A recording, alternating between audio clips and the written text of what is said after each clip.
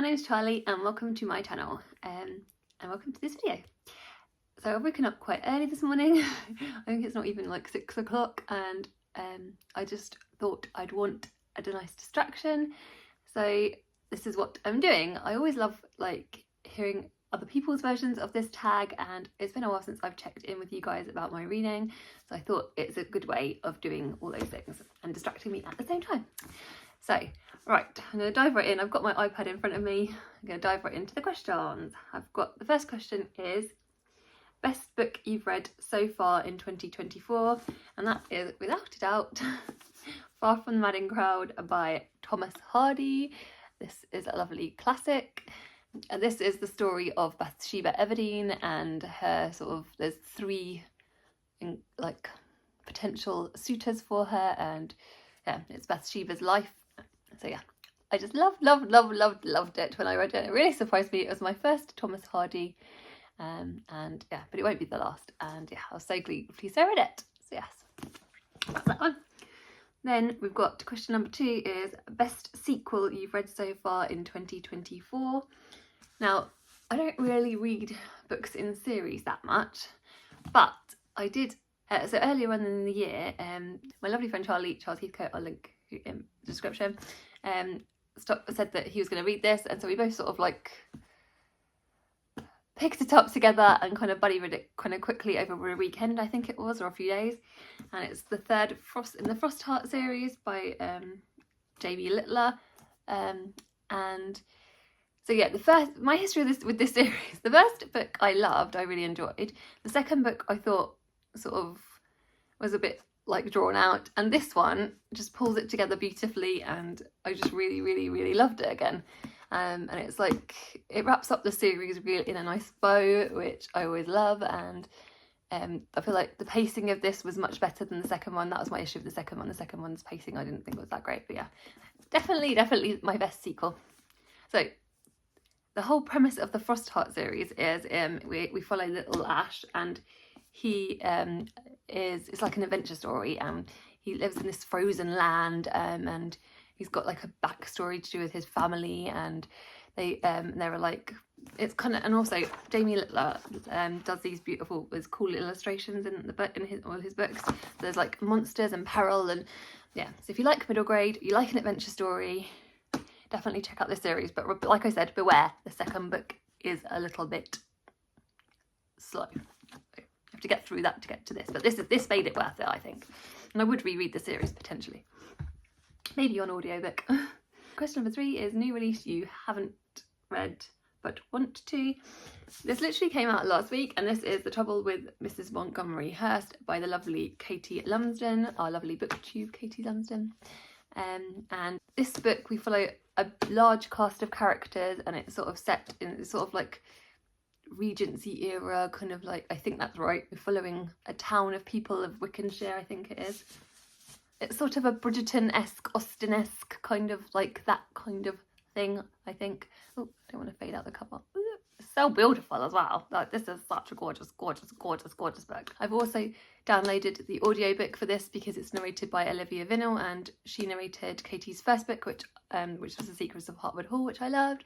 So yeah, definitely want to get to this soon, and yeah, very excited because Katie writes amazing books. Right, then we've got most anticipated release for the second half of the year, and the first book that came to my mind, There Are Rivers in the Sky by Elif Shafak. I've read 2 books by Elif Shafak before, The Island of Missing Trees, and also this year I read 38 Seconds or something in This Strange World. I'll put the cover of that on screen. Love her writing, and I cannot wait for this one. The next question is biggest disappointment, and the book that immediately came to my mind was Strange Flowers by Donal Ryan.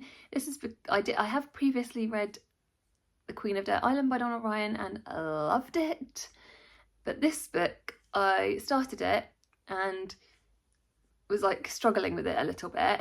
I think I was maybe halfway through. It's not a very long book. I think it's like maybe less than 250 pages. Yeah, it was about, I think maybe halfway through, and I was like feeling a bit bored. This year hasn't been the best for keeping my attention span in books because of like various different stress levels, as you guys know, and some things you don't know. So yeah, this book, I might have not have been in the best of headspaces when I read this, like at the beginning of the year. But yeah, I think I looked up, anyway, I was looking up Goodreads reviews for it, and that's when I sort of read something that I couldn't unread. And basically, I think I was looking up the Goodreads reviews to sort of see whether the plot was worth carrying on for. I can't remember, you know, sometimes I do this. And anyway, so one of the reviewers had highlighted about all the ands in the books. I'll put a screen. So basically, in the Donal Ryan's book, one of his writing techniques, I guess, is he uses a lot of repetition in his language, which, like, obviously that's quite poetical, and I think I really loved it in the first book I read by him. But for some reason, as soon as I saw that this and thing, which I'll put on screen, there was like a demonstration of how many ands there are on one page. As soon as I saw this in this Goodreads review, when I went back to the book, that's all I could see. And I remember talking to the girls about it actually on my little chat thing, and laughing with them about it. Because yeah, it's just once I saw it, I just couldn't unsee it, and then I couldn't carry on the rest of the book, and that was a massive disappointment to me because I was just really excited for that book because I just loved the first book so much. But now I feel like it's in all that style is in all his books, so therefore I'm not sure whether I'll be able to read his books again. They've broken them for me. Oopsie. Right, next question is biggest surprise. This is a good thing. So my biggest surprise this year was Code Dependent by Madhumita Murgia. This was a book that was longlisted and shortlisted for the non-fiction prize for this year, the brand new non-fiction prize that they hosted. And this, the subline is the title is Code Dependent, Living in the Shadow of AI. So obviously, as you can tell, this is obviously a book about AI, and so really on paper, like, AI scares me, and prior to reading this book, this probably was like the book that I was like most terrified of reading. And it surprised me so much. I loved it because how it's written is so accessible. I felt like. And she does it in, so how Madhumita Murgia does it is that she's put a lot of it down into like case studies.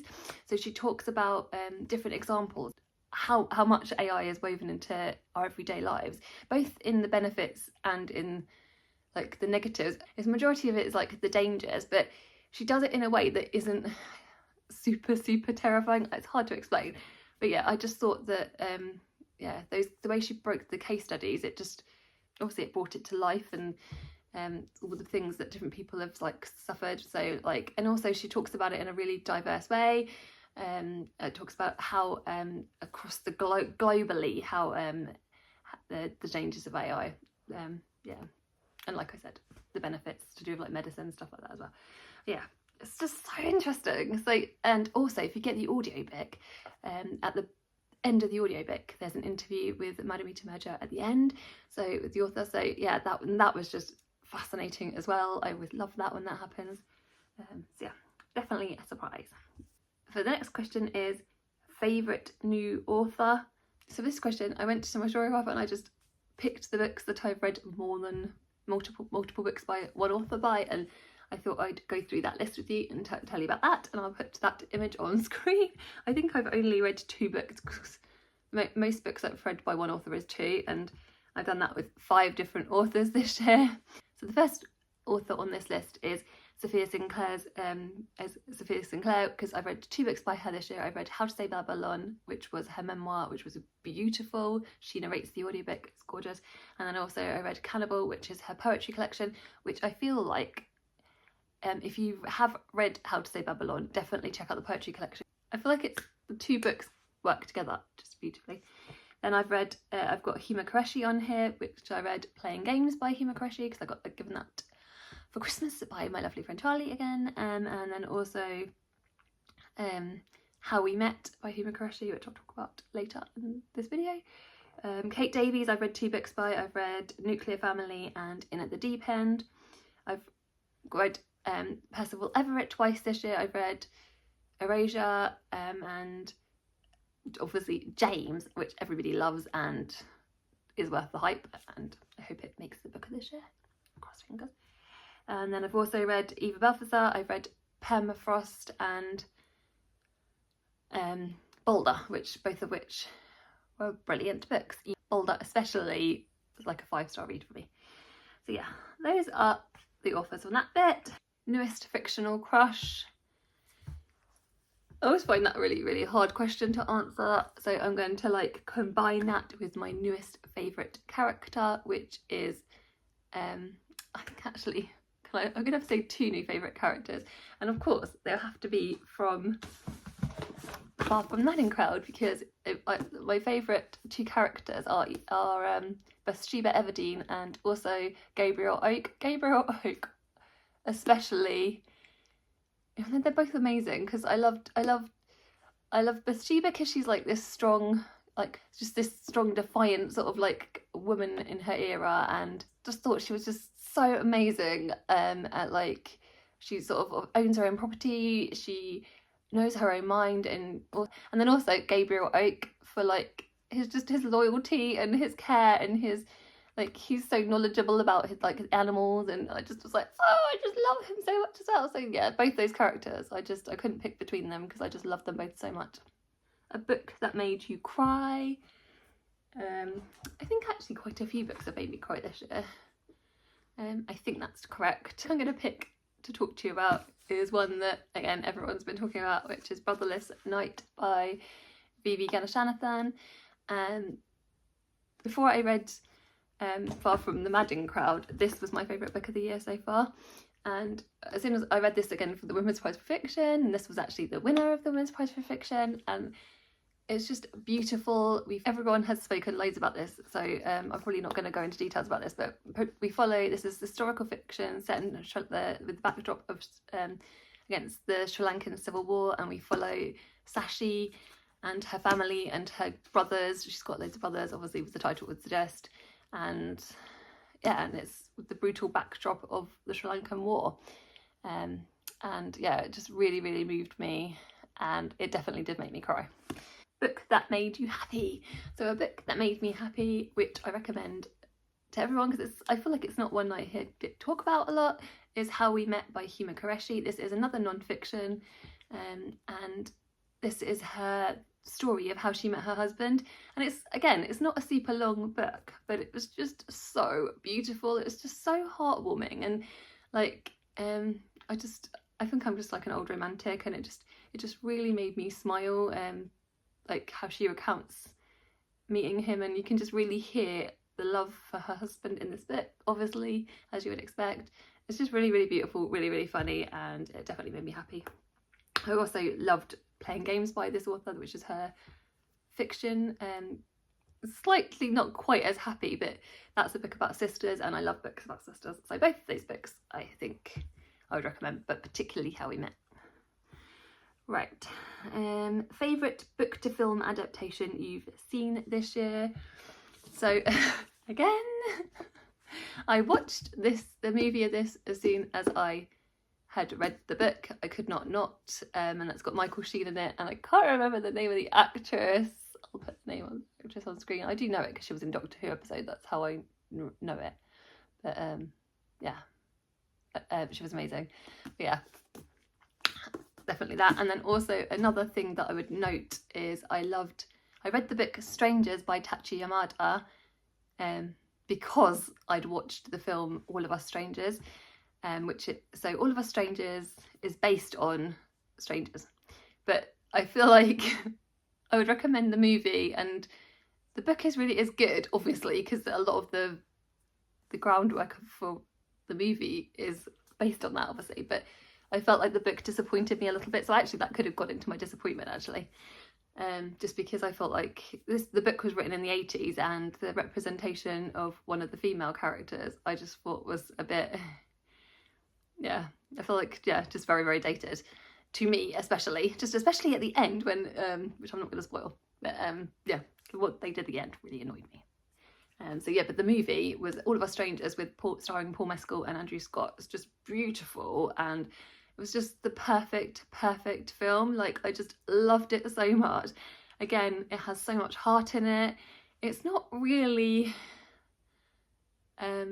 like plot heavy, I would say. So what the movie about, we follow our main character, and I think it's in the movie it's Adam. So in the movie we follow Adam, and he's living in this apartment building, and seemingly there's only other character living in the building, which is Harry, which is Paul Mescal's character. And then it's also about Adam, then sort of when he's going out walking, he leads him to have an encounter with his parents who have been dead since he was a teenager, and it's sort of part sort of ghost story, part sort of love story, but it's all about the love and that he has in those relationships. Oh, it's just so gorgeous. I don't want to spoil it just because it was just the most beautiful film. I just loved it so much. Yeah, beautiful. And it's on Disney Plus. So if you want to watch All of Us Strangers, Disney Plus. Right. Most beautiful book you've bought so far this year. I have got Thunderclap by Laura Cummings. This is another Women's Prize non-fiction. You can tell how much I loved the Women's Prize non-fiction prize this year. It was amazing. And this book is just physically, my husband treated me to two of the like beefier books on the Women's Prize non-fiction this year, because obviously they're a little bit pricey. And this one is just stunning. It's the texture, like, it's just such the quality of this book is just beautiful. And inside you have all, like, I don't know if that's the best example. Let's try to find. Yeah, so all through this book there's like paintings. This book, in case you don't know, is I'm talking predominantly about like Dutch art, and I'm not going to say anything else.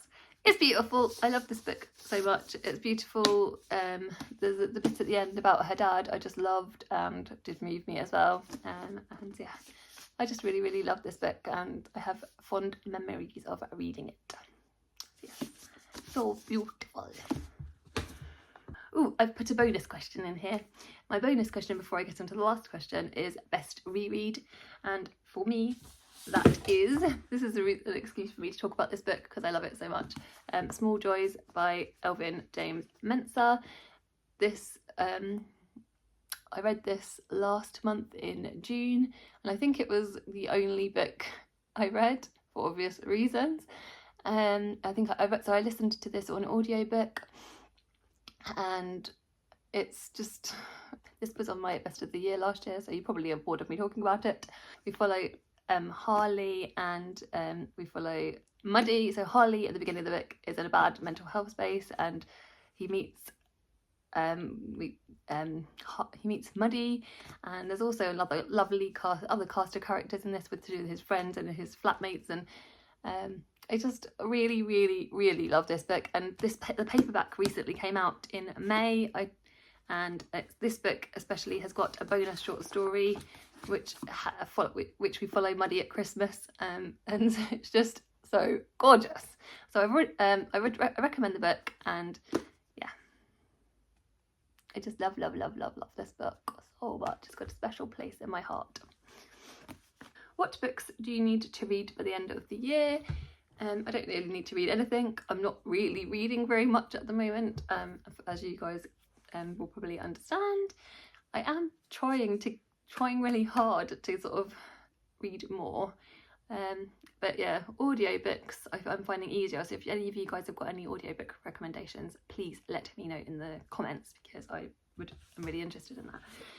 That being said, the books I'm going to mention are not audiobooks. The books I'm going to mention is, I've got A Girlhood by Carolyn Hayes. This was one that was gifted to me by my lovely friend Charlotte from Books and Bargains, and I have started trying to read it.